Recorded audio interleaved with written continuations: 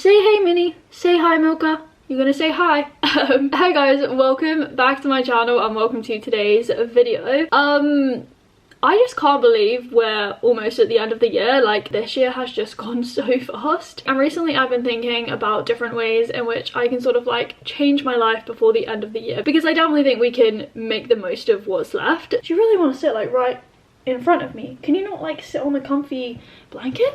Okay. Basically, over the past month or so, I've made some changes to like level up my productivity, my physical health, and just like the way I feel emotionally. So I thought I would share 5 of them with you guys in this video, and I haven't filmed a sit down chatty video in a long time with Milka. I will say that my hair is my natural hair, if you are at all interested in my hair. I normally put gel in and it kind of tames the frizz, but at the moment I'm letting my natural curls, or lack thereof, kind of do their own thing. But yeah, I hope you enjoyed this video anyway and it inspires you to make the most of what's left of this year before like Christmas and the new year and like everything gets really crazy. And also, if you just want to chill before the end of the year and you don't want to make any changes, that's also fine. Like, there is no pressure to do that. But definitely like this video so we know if you like these videos. And yeah, I guess we'll dive straight into it. As you guys probably know, if you watch my videos and you follow along my vlogs, I write videos and I research for Ali's YouTube channel, so Ali Abdel. And one of my favourite videos that I worked on this year was called How to Slow Down Time. And it was something that I'd thought about before, like why does it feel like time speeds up as we get older? But I'd never like done any research into it. And the question is, you know, like, did I actually find a way to slow down time? Unfortunately no. I did not work out how to slow down what we call objective time, so like clock time. That always ticks forwards and it never stops, it never slows down. Recently the clock in the kitchen downstairs, it stopped working, and one evening I was so confused. I was like, wait, it's so early, like I have so much time this evening. Turns out the clock had broken. But what I did realize was that we can change how we feel time. So this is what we call subjective time. We've all like experienced this when time like flies, and sometimes it's like super slow, like when you're waiting in a queue and it's so long and you're so bored, like time feels like it slows down in that moment. And that's this whole idea of like time distortions and subjective time basically. But one of the biggest takeaways was that time, or subjective time, is memory. And basically what this means is that if you want to look back on a given period in your life and feel like it didn't fly by, then you basically need to create more memories in that time. Psychologists will call this like memory anchors. So in a given period, if you create more memories or memory anchors, then we sort of like expand time and it will feel like it passed slower when we look back. And then the opposite is also true. Like, if nothing really happened in a given period, you didn't create any new memories, there wasn't much change and stuff like that going on, then time will feel compressed and you'll look back and be like, wow, that period of my life or that week or that day went super fast. Shortly after I did this research and I scripted the video, I went to Seoul for 2 weeks with Angelo and we had the best time. I made 2 videos from that trip. Normally when we go on holiday, you know, we do different things every single day and we're creating new memories. And so when you look back, and when I do look back on my time in Seoul, it felt like such a long time. Like, we were there for ages when it was just 2 weeks. Whereas 2 weeks in my normal day-to-day life at home when I'm just working feels really short. And that's kind of like the sad reality of adulthood and being a creature of habit, you know, like myself, and I'm sure a lot of you guys can relate to that. We build these routines and they are great for productivity and getting things done. Like, I'm not saying they're bad, but routines are not great for slowing down time and like feeling as if you had more time. So one of the things I'm changing is I'm trying to do something new every single day. And even though I do have my routines, I'm trying to create some level of variation in my day-to-day routine. So it doesn't have to be like huge at all, but doing something different and creating memories, as many memories as you can, will be so good for you. So as much as I do like my standard running routes, I do try and change it up from time to time. On Mondays, I sometimes stay in London and I work there for half my day instead of just being at my desk at home. I now always do my editing on my flexi spot chair behind me instead of at my desk, because again, it changes up where I sort of work. I'm very aligned with today's sponsor. I am pretty proud of that very smooth segue. I changed up my jewellery. But yeah, this video is sponsored by Ana Luisa, which is super cool because the only jewellery that I wear is from Ana Luisa. I've had their jewellery for like such a long time now, like years and years. I literally take it with me everywhere I go, whether I'm just going into London for the weekend or if I'm going away traveling. I always take their pieces with me because I love them so much. If you guys look on their website, they have so many different designs. They're like super unique and really timeless, which is something I also love, but you can really find what suits your style. So I have these new earrings. They're the double hoop Harley earrings. You kind of like put them in by twisting them around and it looks like you're wearing 2 hoops, which I think is really cool. This necklace then is the Tallulah charm necklace, and yeah, I thought that looked really nice. I also quite like the little green in this necklace. I'm definitely a gold jewelry person, if you couldn't tell. And then I also got a H necklace as well, obviously for Holly. They do like all of the letters of the alphabet, so you can pick one for your name or whatever you want. But as I said, I've had their jewelry for such a long time now. All of their pieces last a really long time. Like, I wear my earrings when I'm out on a run and I'm working out, and they still look brand new. It's all water resistant, hypoallergenic. You also get a 2-year guarantee, and prices start from like $39 US, so it is an American brand. So they do have free shipping to anyone in the US, and if you're anywhere else in the world, they will calculate a shipping price for you, but it's like not super expensive, which is really great. They have their biggest ever sale of the year at the moment because it is Black Friday, so you guys can get up to 30% off. There is a link in my description box that will take you directly to the website, and like if you want to buy anything for yourself as like a nice Christmas present or a present for anyone else in your family or friends, I would highly recommend looking on their website, seeing what they have. They do necklaces, earrings, bracelets, rings, silver, gold, so many designs, but there's definitely something for everyone. And yeah, shout out to Anna Louisa for sponsoring this video. What you staring at? Do you like the necklace? It's pretty, isn't it? It would look so nice on you. With some earrings too. You look so pretty. So pretty, huh? Earlier this year, I went to this Apple event. I was invited to their store in the Battersea Power Station, which is super cool. It was all about using iPads and iPhones for productivity if you're a student and stuff like that, and I learned like quite a bit of new stuff. But there was one thing that I changed immediately after this event, and I knew about it before, but I never actually used them properly. And this feature was basically focus modes. So I'm sure you guys know what focus modes are. So you can turn on a work focus mode, a sleep one, you can customize your own.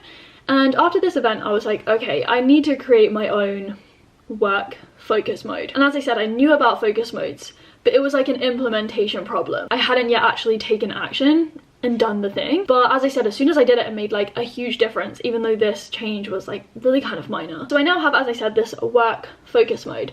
So I have this now scheduled and it's automatic. So from 9 to 5, from Monday through to Friday, when I'm working, I have this work focus mode turn on, and that blocks all of my notifications. So nothing comes through, no emails, no messages, no notifications, nothing. The only things I let through, so the things that can filter through the sieve, are my Slack messages because I need those for work, and then notifications from Mum and Angelo. Before I had work focus modes, every time something came through on my phone, which was quite frequent, it would buzz and I would get distracted and I would look at my phone. And then it's a temptation to open that notification. You get stuck on Instagram, you start scrolling and you waste time. Your phone is this bleeping machine that just never really shuts up, and this has completely leveled up my focus, especially when I'm trying to do deep work. So there's this book called Deep Work by Cal Newport, and he makes this distinction between deep work and shallow work. So deep work is like really focused work. You can't be distracted, you need to think quite hard, you know, it's quite challenging. Whereas shallow work is like replying to messages or emails, and you don't need to be as focused. And now with this work focus mode, I can do deep work so much more effectively. I don't really mind, as I said, if I get notifications through when I'm doing shallow work because I don't have to be as focused and concentrated. But for deep work, like when I'm writing, I'm doing my research, I'm reading, I'm editing, you know, I want to be in my zone. So yeah, try turning on focus modes. You can customize them, as I said, you can have loads of different ones. They can all be scheduled and automated, so you don't even have to think. It, for me, has made a huge difference, and I have no doubt that it will help you guys out as well. We're kind of continuing with the phone theme for now. I've basically been through really bad periods when I'm on my phone first thing in the morning and right before I go to bed. So as soon as I wake up, you know, I'm on my phone. And when I'm this like addicted to my phone, I also just like, I'm on it in bed and it's the last thing I sort of turn off before I try and sleep. But the good news is that right now, and for quite a while now, I haven't done either of those things, or at least very consistently. There might be a few occasions when I'm on my phone before I go to bed and stuff, but I never wake up and go on my phone first thing. And having made, again, these two like quite small changes, it's had a huge impact on my sleep. Like, my sleep is so much better, and I've really come to value over time how important sleep is for recovery. I'm sure this isn't the first time I've said this, but like, for once in my life, I'm really taking sleep seriously, and this has been inspired by Peter Attia's book called Outlive, and also Brian Johnson's enthusiasm for sleep. And the thing with sleep is that you don't fall asleep straight away. So this is what we call sleep latency. It's the time between you actually getting in bed and falling asleep. And I know that when I'm on my phone before I go to bed, my sleep latency increases. And we also need to give ourselves enough time to actually get enough sleep. So this is called sleep opportunity. You need to give your brain and your body the opportunity to get enough sleep. I give myself a window of time of about 8 to 9 hours. So I am in bed for at least 8 to 9 hours. And because of sleep latency, and because I might wake up occasionally to go to the toilet and stuff like that, I can basically guarantee that I will get at least 7 to 8 hours of sleep if I give myself that opportunity of 8 to 9 hours. The more I learn about sleep, the more I find it so crazy that we devalue its importance. And it's like not a top priority when it is so important for like our physical health, our mental health. And there's also really cool stuff that happens. So for example, we have research that shows that your brain is basically washed during sleep, so it flushes out all like these toxic chemicals and these things that have accumulated in your brain during the night, during deep sleep. So, you know, if you don't get enough of it, your body can't do that properly. Like, I really want you to ask yourself the question, like, do you really get enough sleep? Or do you at least give your body and your brain enough time to get the sleep that you need? I think that's the question we should be asking as well. Earlier this year, I came across this quote that I really liked, and it stuck with me ever since. It's from the book Getting Things Done by David Allen, and the quote is basically, you must use your mind to get things off your mind. In David Allen's book, so Getting Things Done, he kind of talks about this 5-step process to getting things done. So, you know, how to kind of be more productive, in other words, I guess. But the first step in this 5-step process is what he calls capture. And this is basically the process of writing down or like typing out, basically capturing all of the things that you need to do. Like, that is step 1. You need to write down that email you need to reply to by the end of the day. You might need to write down that you need to watch the rest of that podcast, or read the end of that paper, or like sort out that refund. I don't know, like these small things that we often keep up here in our minds. You need to transfer them and you need to offload them. And that's where the quote comes in. You know, you need to use your mind to get things off your mind. That's the process of capturing. And if you don't write these things down, then they will stay as what David Allen calls open loops in your brain. Your brain will like constantly remind you that you haven't done that thing. So it stays as an open loop, and every time it reminds you, it will create this mini stress in your brain, which you don't want. Your brain is going to be like, oh my gosh, you need to reply to that email at 1 p.m. Then at 4 p.m. you still need to reply to that email. Your brain is always going to remind you of those things, and it creates this added stress that we don't even need in the first place. So there are basically 2 ways you can close this open loop. The first way is to obviously get it done, like actually do the thing. But the easier way is to just write it down, like offload it. And that is what we mean by capturing. So you basically need to create this capturing system. That could be as simple as a notepad, a piece of paper, it could be on Notion. As you guys know, if you've watched my recent videos, I've fallen in love with a platform called Akiflow. Whenever something comes up, I put it into my Akiflow. If I'm on my computer or my phone, I write it down immediately and I close the loop and I offload it. And then, yeah, I can use my brain to do other stuff like deep work and not worry about the things that I need to do. But, you know, I have the peace of mind that I will do it and I'm going to remember I need to do it because I've captured it. Like, it's a small thing. And it doesn't take much to write these things down. But the effect and the impact is just like so huge. You guys may have heard of this, something that's called the Odyssey Plan or the Odyssey Planning Method. It comes from Designing Your Life, which is a book by Stanford Business School, I think. But it's this method where you basically ask yourself 3 questions. Question number 1, and you can do this as like a thought exercise or you can journal it and write it down. But question 1 is, 5 years from now, what will your life look like if you continue on the same path? So if you do the same things every single day, you live your life as you are doing right now, like what will it look like 5 years from now? Question number 2 is, what will your life look like 5 years from now if you choose a completely different path? And then the final question is, what would your life look like if money and social pressures and stuff like that don't mean anything? I've recently started thinking about it a lot more, and I've been asking myself these questions, and I do this more of like a thought exercise. And the main thing is that you don't have to like choose one of these 3 paths. Like, that's not the point of this exercise. It's more to sort of like think of new ideas and to explore different options and contemplate what your life could look like, and it forces you to like find something that actually means something to you. Like, what do you want your life to look like? That's the whole point of this exercise. For me, the most interesting question is the last one. Like, if money wasn't a thing, and if I didn't care what anyone else around me sort of thinks, and even though I try not to care about what other people think, you know, subconsciously it is always there in the back of my mind, like all of us. But yeah, if money and status or whatever wasn't a thing, then I would basically be traveling as much as I could. I would be running and doing loads of races all over the world.